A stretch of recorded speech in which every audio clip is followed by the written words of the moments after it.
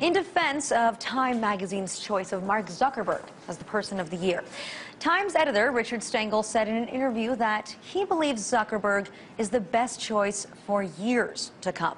That Assange will be nothing more than a footnote 5 years from now. But is that really the case?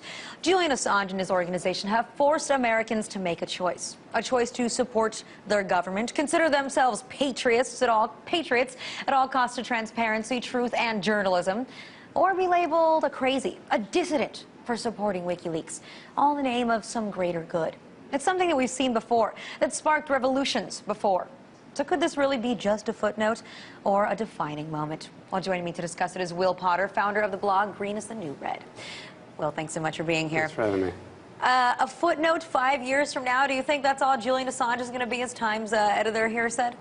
Well, Time is really showing itself as being on the cutting edge of pop culture in 2007.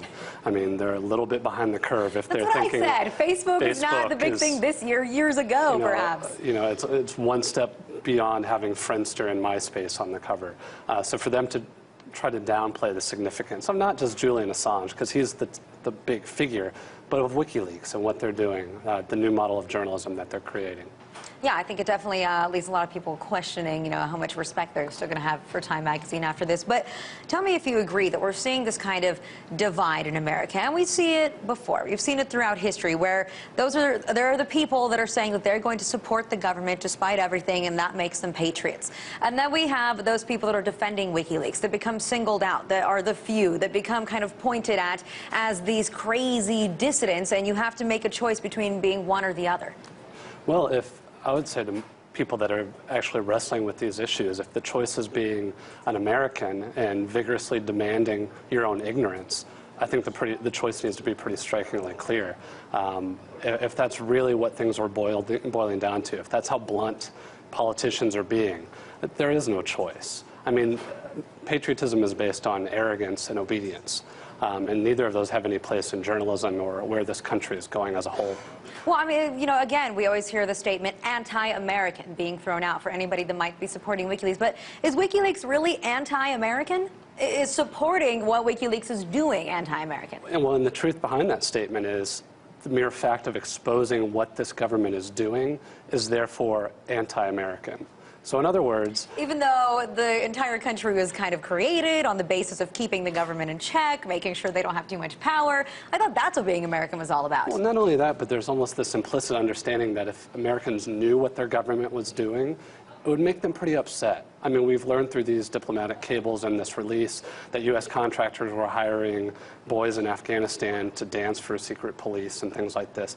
People don't want to know this. And when they do know it, it shapes their opinion of the government, and that's something people don't want to see happen. But, we've seen this happen before, too, let's say, leading up to the war in Iraq. There were a few voices out there, of course, who did not support this war. And we had lawmakers, we had pundits from the media saying that that is the most unpatriotic thing imaginable. And now, how many years later, we all know that going to war in Iraq was a mistake, that we went there based on an entirely false premise. And you look back at the Michael Moores of the world, and now they're being hailed, they're being raised up as these people that always were the beacons of truth. So, why won't we see the exact same thing happen here? Well, and that kind of short-term memory existed in the press also, because at the time, mainstream journalism's criticism of the war was very tepid. I mean, it was very weak. Now, people are growing more and more bold in the New York Times and Washington Post. I would say the same thing is going to apply to WikiLeaks. I mean, mainstream journalists have tried to distance themselves from this, but a few years from now, as publications like Time are increasingly collapsing, they're going to be looking to that new model of journalism and trying to do something that's actually speaking truth to power. And they're going to pretend like they were with it all along. I mean, I still am not seeing, the type of... I'm still not seeing that from the mainstream publications when it comes to this war in Afghanistan so much. Iraq, obviously the easier one to fall back on, but even if you look at some of the details of the Afghan war review that the president let out yesterday and what people wrote about it, I mean, I didn't see so much criticism considering the fact that all we got was a 5-page summary of a war that's been now in its 10th year. It's just crazy to me. Well, not only that, but the opponents are trying to act like you have to either decide if you're pro or against Julian Assange or of WikiLeaks. But that's not really the issue here. The real issue is, do you want the American people to be able to know what their government is doing? So that's the greater good against the government. Absolutely. And that's what we've seen, as you were saying earlier, throughout history. that greater good of, it's not even transparency, it's just having some checks and balances on government power.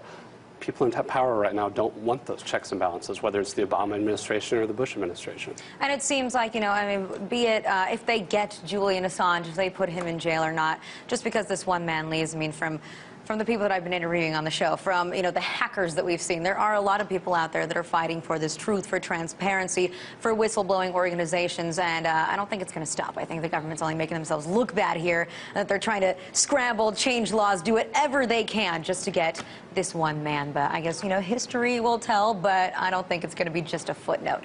Well, thanks so much for joining us.